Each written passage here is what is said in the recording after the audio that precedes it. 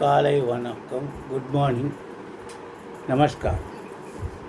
Sensation of the skin are measured by tiny receptors at the end of nerve fibers.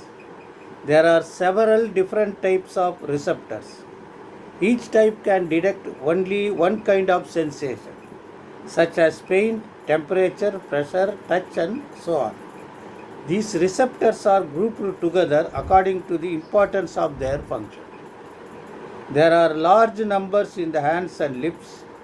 For example, where the sensation of touch is very important.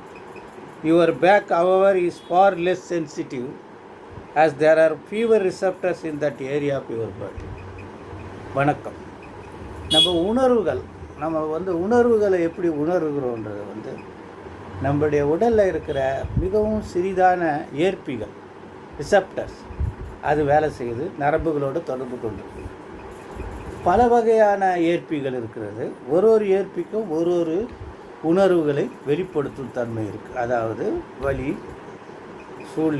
சூடு, அழுத்தம், தொடுதல், அப்படி பல இவை எல்லாமே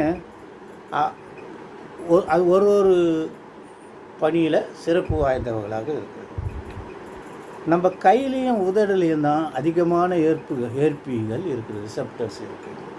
நம்ம முதுகு பக்கம் அந்த அளவுக்கு ஏற்பிகள் கிடையாது. அதுதான் தெரிஞ்சிக்க வேண்டிய விஷயங்கள். காலை वणकम, नमस्कार. आप लोगों को ये मालूम होना चाहिए तो अपना शरीर में, चमड़ी में ऐसा कोई रिसेप्टर्स है, इसकी वो नर्व की कनेक्शन से हम बहुत कुछ महसूस करते हैं. कैसे दर्द महसूस करते हैं, गर्मी महसूस करते हैं, प्रेशर महसूस करते हैं, और कोई छुआ तो वो भी अपने को महसूस करते हैं. ये एक रिसेप्टर्स ग्रुप से काम करके अपने को मदद करती है. और हाथ और लिप्स में ज़्यादा रिसेप्टर्स है, इसलिए हम इसके कारण ज़्यादा बहुत कुछ कर सकते हैं. अपना पीठ, बैक साइड में इतना रिसेप्टर्स नहीं है, इसलिए वहाँ काम बहुत कम हो जाता है. नमस्कार.